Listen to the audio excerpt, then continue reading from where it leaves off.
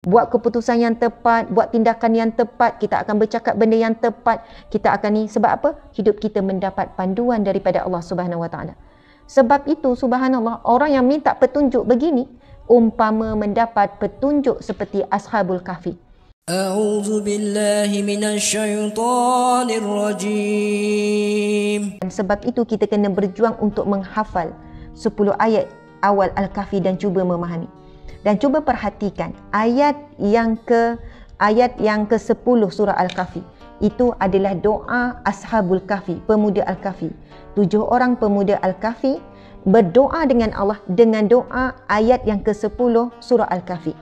Bismillahirrahmanirrahim. Rabbana atina min ladunka rahmah wa hayyi lana min amrina rasyada. Yang bermaksud, ya Allah, Rabbana atina, kurniakanlah kepada kami min ladunka, daripada sisimu, rahmah. Wa hayyi lana, dan tunjukilah kepada kami min amrina rasyada, dalam urusan kami petunjukmu yang jelas. Subhanallah. Doa ini dimohon oleh Ashabul Kahfi ketika pemuda ini menyelamatkan diri mereka daripada fitnah ketika itu, daripada ujian yang menguji akidah mereka. Mereka hidup di saat di bawah pemerintahan raja yang zalim. Dikatakan nama raja itu Daqyanus. Seorang raja yang zalim yang memaksa rakyat dia untuk keluar daripada mengesakan Allah kepada menyembah selain daripada Allah. Dan kaedah dan caranya sangat zalim. Diseksa, dibunuh dan sebagainya.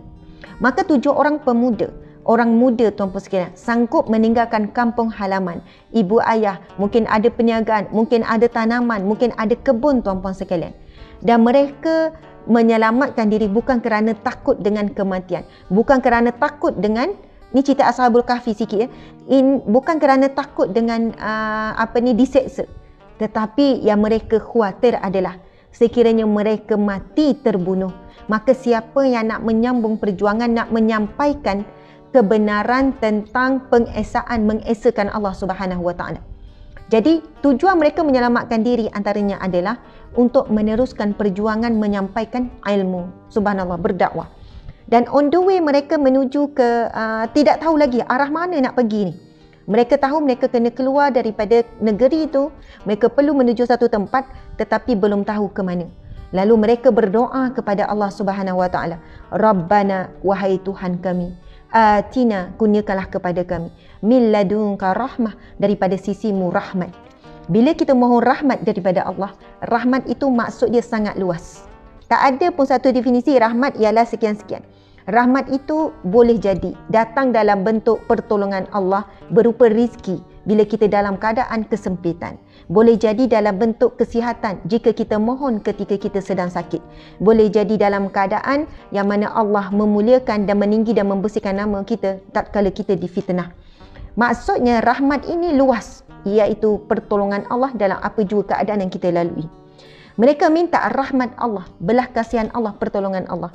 Wahayyi lana min amrina rasyada, dan tunjukilah, bimbinglah kami, pimpinlah kami dalam urusan kami ini ya Allah, dalam perjuangan kami ini ya Allah, petunjukmu yang jelas. Subhanallah, Allahu Akbar.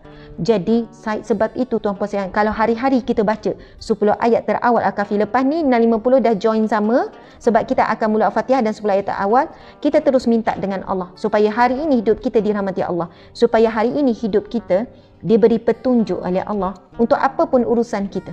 Masya Allah, buat keputusan yang tepat, buat tindakan yang tepat, kita akan bercakap benda yang tepat, kita akan ni. Sebab apa? Hidup kita mendapat panduan daripada Allah Subhanahu Wa Taala.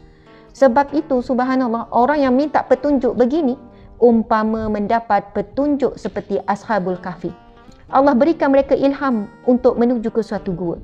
Lalu bila masuk ke dalam gua tersebut, mereka ditidurkan oleh Allah selama 300 tahun lebih.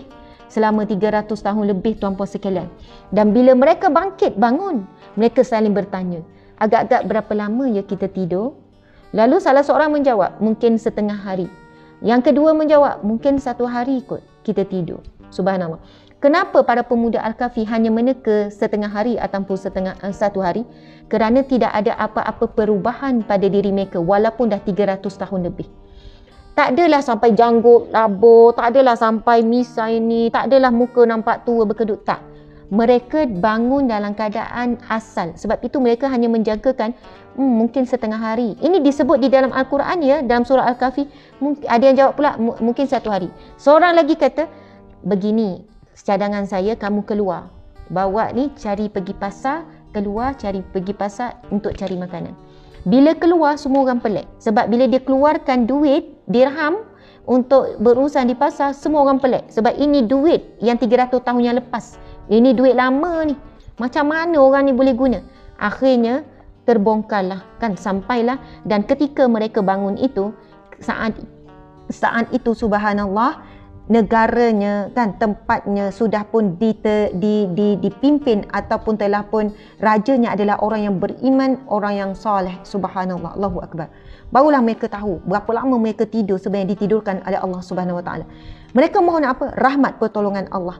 Allah tidurkan dan diceritakan Allah sewaktu mereka tidur, Allah membolak-balikkan mereka, kiri kanan, menggerak-gerakkan mereka supaya mereka tidur dalam keadaan yang baik, tak rosak tubuh badan sebab tidur lama sangat. Kemudian Allah hilangkan rasa lapar dan Allah pelihara zahir dan batin. Ini adalah kisah yang sahih. Kalaulah kita anggap ini satu perkara yang luar biasa, bagi Allah biasa. Memang luar biasa tuan-puan sekalian. 300 tahun tak makan, tak minum, tak apa, Allah boleh buat perkara tersebut. Dan cerita ini dirakam dalam surah Al-Kahfi.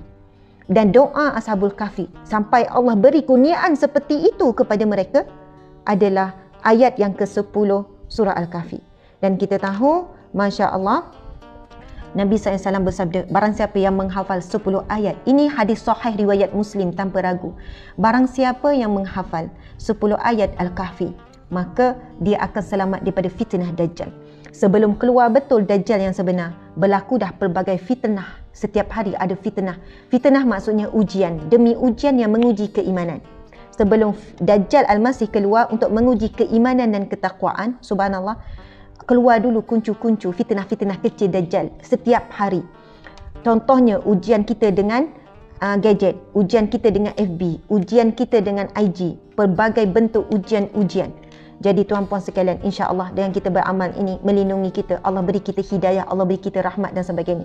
Jadi wajibkan diri kita dan anak-anak untuk baca 10 ayat awal. Hafal tuan-puan sekalian, hafal.